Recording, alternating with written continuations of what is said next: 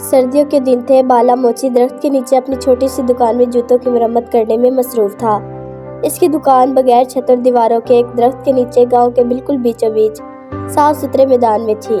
اس کی دکان کا کل اثاثہ لکڑی کا ایک صندوق تھا۔ جب بالا کام ختم کر لیتا تو اپنی ساری چیزیں اس صندوق میں بند کر کے کنڈی لگا دیا کرتا تھا اور یوں دکان بند ہو جاتی تھی۔ دوپہر کا وقت ہو گیا تھا، سر پر سورج بھی چمک رہا تھا، مگر بالا پھر بھی سردی محسوس کر رہا تھا۔ اس نے ان کی بنی ہوئی پرانی شال کو اپنے جسم کے گرد لپیٹ رکھا تھا۔ اس کے باوجود اس کے ہاتھ پاؤں سردی سے ٹھنڈے ہو رہے تھے۔ وہ گاؤں کا واحد موچی تھا۔ گاؤں کے سبھی لوگ اپنے پھٹے پرانے جوتوں کی مرمت اسی سے کرواتے تھے، اس لیے اس کو فارغ بیٹھنے کی ذرا سی بھی فرصت نہیں ملتی تھی اور وہ صبح سے شام تک اپنے کام میں ہی لگا رہتا تھا۔ بالا تھا تو غریب آدمی، مگر اس میں لالچ نام کا کوئی شخص نہ تھا۔ اسے علم تھا کہ گاؤں کے سبھی لوگوں کی آمدنی زیادہ نہیں ہوتی اور وہ بڑی مشکل سے اپنی زندگی کا گزر بسر کرتے ہیں۔ بالا گاؤں کے دوسرے لوگوں کی طرح ہی ان پڑھ تھا، مگر گاؤں والوں کی غربت کا احساس تھا، اس لیے وہ ان کے جوتے مرمت کرنے کے زیادہ پیسے نہیں لیتا تھا۔ ایسا بھی نہیں تھا کہ اس کے جوتوں کی مرمت کے بدلے رقم ہی ملتی ہو۔ گاؤں کے کچھ لوگ تو اس کی خدمت کے عوض اسے مرغی، انڈے، گندم اور سبزیاں اور گڑ وغیرہ بھی دے دیتے تھے۔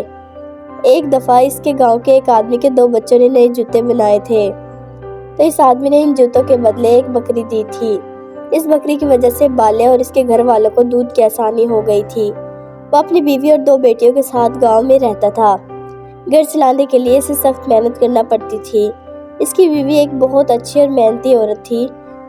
وہ جوتوں میں بھی کام آنے والا چمڑا رنگنے میں بالا کا ہاتھ بٹاتی تھی اور اس کے ساتھ ساتھ وہ گاؤں کے زمینداروں کے کھیتوں میں بھی کام کرتی تھی، جس سے اسے کچھ پیسے مل جاتے تھے۔ دونوں کی اس جدوجہد کے نتیجے میں گھر کی گاڑی چل رہی تھی۔ ان کی دونوں بیٹیاں ابھی چھوٹی تھیں اور گاؤں کے کچے مدرسے میں پڑھا کرتی تھی۔ دونوں میاں بیوی کو ان سے کسی قسم کے کام کو ہاتھ نہیں لگوانے دیتے تھے۔ بالا ان سے کہتا تھا کہ بس انہیں پڑھنے لکھنے دو۔ اس کے باوجود دونوں لڑکیاں گھر کے مختلف چھوٹے چھوٹے کاموں میں لگی رہتی تھی، جس کی وجہ سے بالا کی بیوی کو بڑی آسانی ہو جاتی۔ بالا کے گھر کی ایک مدت سے مرمت نہیں ہوئی تھی۔ اس کے گھر میں 3 کمرے تھے اور ایک بوسیدہ چھت تھی۔ بارش ہوتی تھی تو پانی کمروں میں ٹپکنے لگتا تھا۔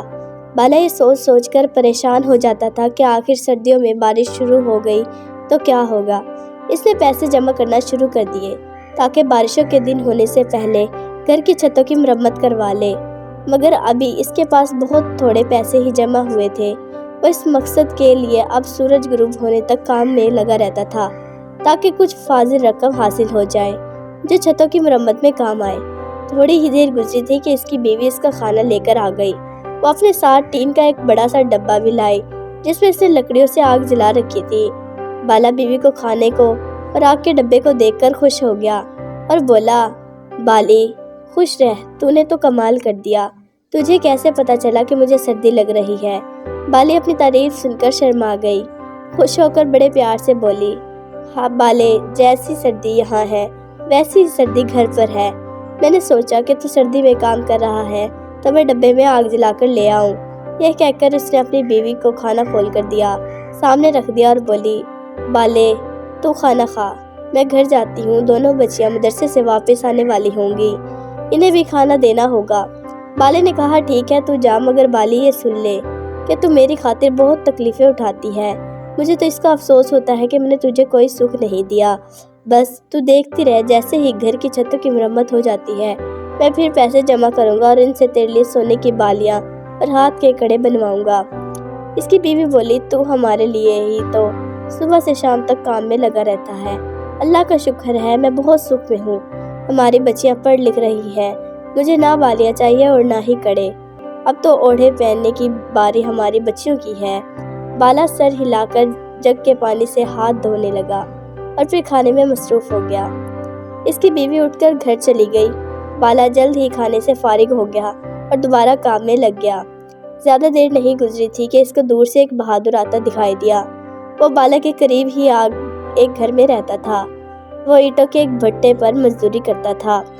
اس کے ہاتھ میں ایک تھیلا تھا۔ قریب آ کر اس نے وہ تھیلا بالے کی لکڑی کے صندوق پر رکھ دیا اور خود زمین پر الٹی پلٹی مار کر بیٹھ گیا۔ بالے نے وہ جوتا جس کی وہ مرمت کر رہا تھا ایک طرف رکھا اور بولا، بہادر بھائی کیسے آنا ہوا؟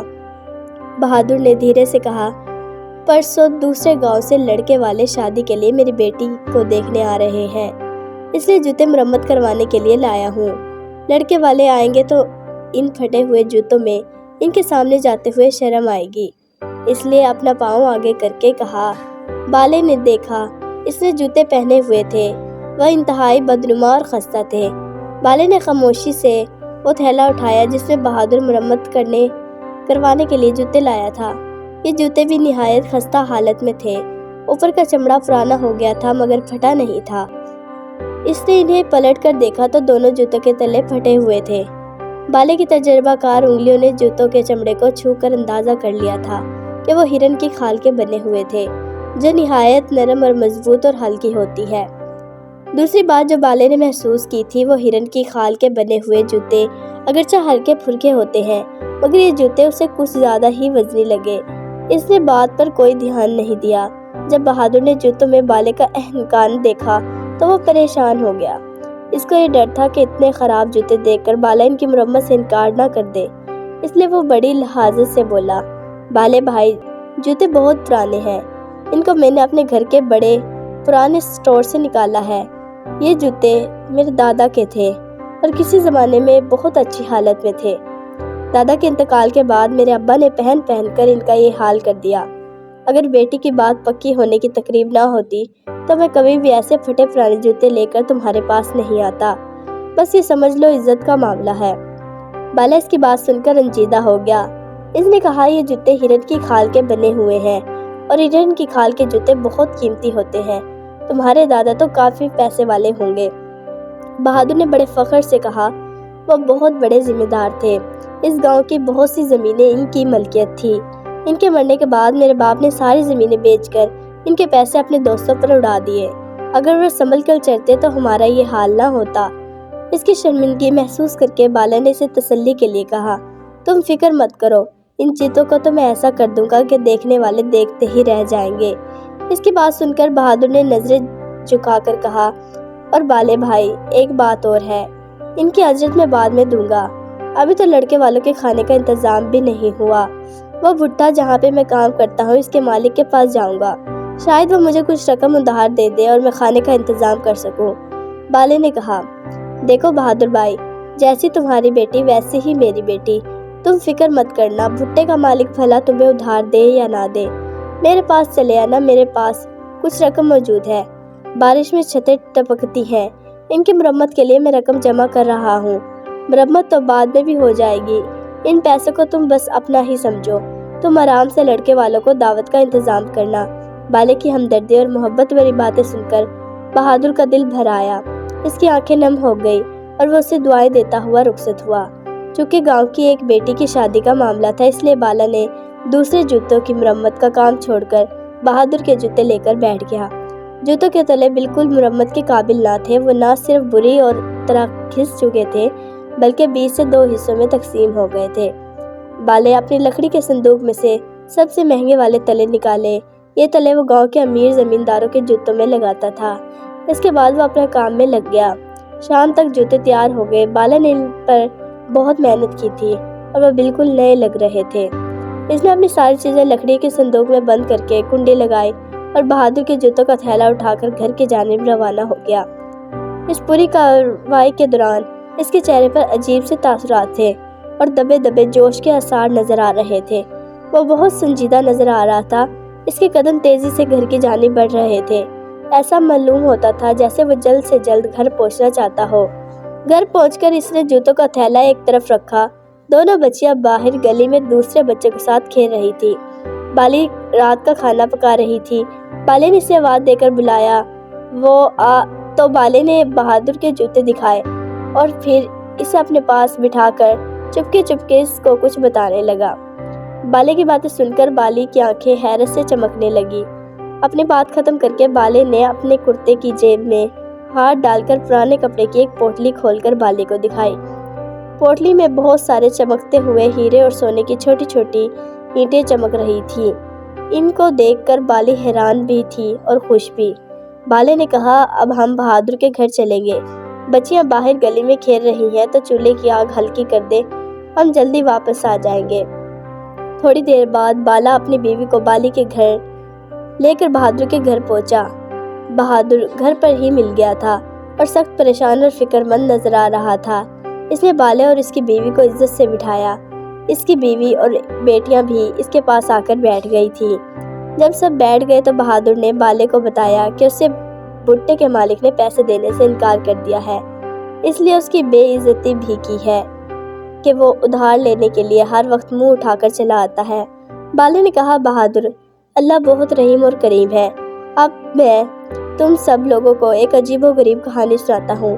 ایک کہانی سن کر تم سب بہت خوش ہو جاؤ گے۔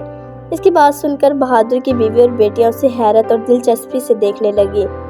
بالے کو تو بالا یہ باتیں پہلے ہی بتا چکا تھا، اس لیے وہ حیران نہیں ہو رہی تھی۔ بہادر کی سمجھ میں کچھ نہیں آیا، وہ منہ کھولے بالے کی باتیں سن رہا تھا۔ ان سب کی حیرانی اور پریشانی دیکھ کر بالے کی بیوی مسکرا رہی تھی۔ بالے نے کہنا شروع کیا، بہادر، تمہارے دادا بہت امیر آدمی تھے۔ جب میں نے ان کے جوتوں کی چیڑ پھاڑ کی تو مجھے ایڑیوں میں سے یہ چیزیں نکلی تھی۔ اس نے کپڑے سے وہی چھوٹی سی پوٹلی نکال کر سرکنڈوں سے بن موڑے پر رکھ دی۔ سب حیرانی سے اس پوٹلی کو دیکھ رہے تھے۔ جب بہادر نے وہ پوٹلی کھولی تو اس میں رکھے ہوئے ہیرے اور سونے کی چھوٹی چھوٹی اینٹیں دیکھ کر سب حیران رہ گئے۔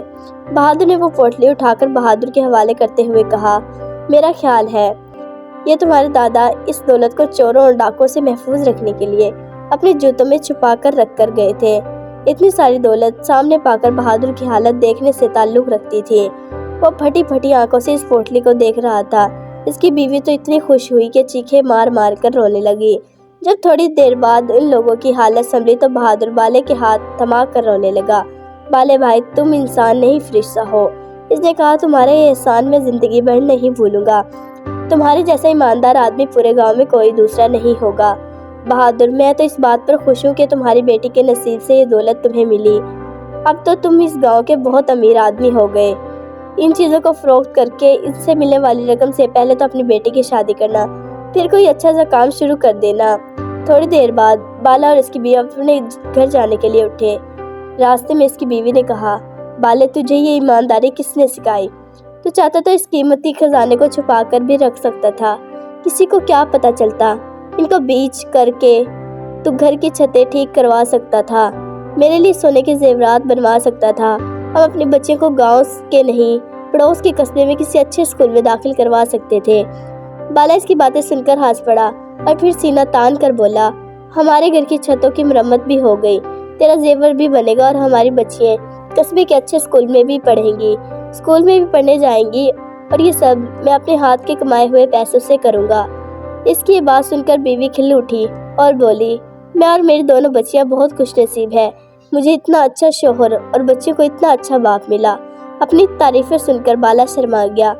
بیوی سے اس شرم کو چھپانے کے لیے جھوٹ موٹ کے غصے سے بولا، بالی ذرا تیز چل، مجھے بھوک لگ رہی ہے، گھر جاتے ہی کھانا کھاؤں گا۔ بالی سمجھ گئی تھی کہ اس کی تعریف سے بالا شرما گیا ہے، وہ مسکراتی ہوئی تیز تیز چلنے لگی۔ دوستو، اگر آپ کو ہماری سٹوریز اچھی لگیں تو ہمارے چینل بی اسٹوریز کو سبسکرائب کریں۔ اللہ حافظ۔